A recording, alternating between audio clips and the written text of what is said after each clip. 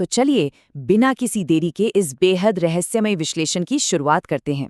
आज हम जिस घटना पर बात करने जा रहे हैं ना, वो किसी डरावनी फिल्म की कहानी नहीं है, बल्कि बिल्कुल सच है। हम भारत के ऊंचे दुर्गम पहाड़ों में बसे एक ऐसे गांव की घटना पर गौर करेंगे जहां रातों रात पूरी की पूरी आबादी बिना कोई निशान छोड़े गायब हो गई।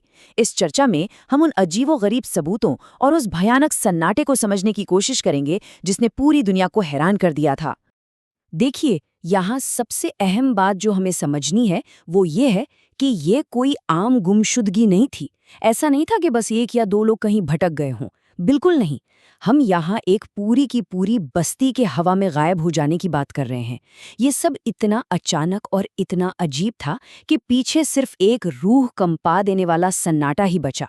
जब हम इसकी गहराई में जाते हैं तो समझ आता है कि लॉजिक के हिसाब से ऐसा होना लगभग नामुमकिन है, लेकिन सच तो यही है कि ऐसा हुआ था।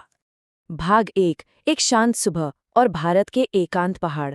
जरा कल्पना कीजिए, बाहरी दुनिया से बिल्कुल कटा हुआ एक छोटा सा गांव जो उस खौफनाक रात से पूरी तरह अनजान था। इस घटना की जो सबसे डरावनी बात है ना, वो है इसकी टाइमलाइन। रात के वक्त सब कुछ एकदम नॉर्मल था, गांव का सामान्य जीवन चल रहा था, और फिर अगली सुबह बस एक भयानक सन्नाटा।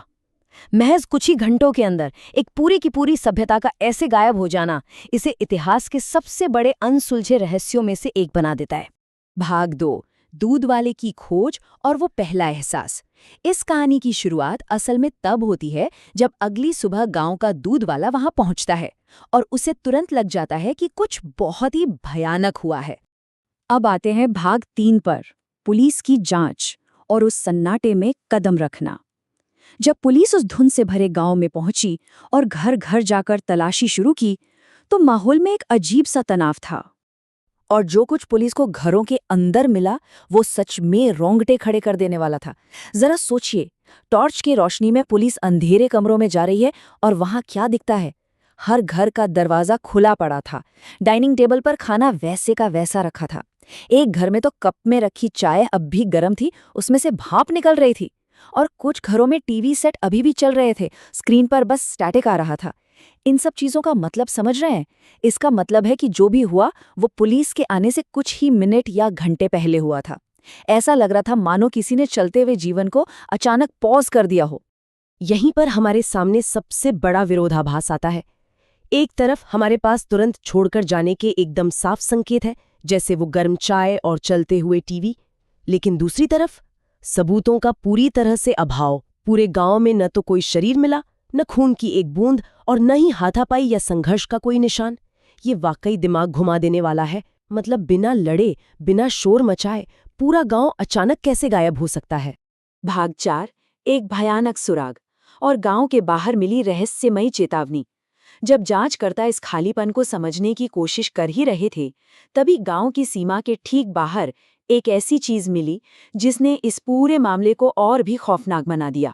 जांचकर्ताओं को मिट्टी में पड़ा एक लकड़ी का बोर्ड मिला। इस अजीब सी खामोशी के बीच ये अकेला बोर्ड मानो अंधेरे में किसी का इंतजार कर रहा था। ये कोई मामूली बोर्ड नहीं था, बल्कि गायब हो चुके उन लोगों का छोड़ा गया आखिरी सुराग था। उस लकड़ी के बोर्ड पर महज कुछ शब्द लिखे थे, हम उनके साथ चले गए। ये शब्द सुनकर आज भी सिहरन दौड़ जाती है ना? आखिर ये उनके कौन थे? वो कौन थे जिनके साथ पूरा का पूरा गांव अपनी वो गरम चाय और चलते हुए टीवी छोड़कर बिना किसी विरोध के हमेशा के लिए चला गया?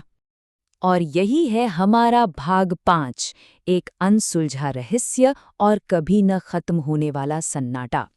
इतने सालों बाद भी कोई भी इस गांव के गायब होने का सच नहीं ढूंढ पाया है। पहाड़ों के बीच बसा वो गांव आज भी एक खाली ढांचे की तरह खड़ा है। अब इस विश्लेषण को खत्म करते हुए हमारे दिमाग में बस उन शापित और खाली पड़े घरों की तस्वीरें ही रह जाती हैं। वो सन्नाटा, वो अधूरा छूटा हुआ खाना और उस लकड़ी के बोर्ड की खौफनाक चेतावनी। इन सब को जानने के बाद एक बहुत ही अजीब सा सवाल मन में आता है। इन सब बातों को जानकर क्या आज के समय में कोई भी इंसान उस गांव के अंदर कदम रखने की हिम्मत करेगा?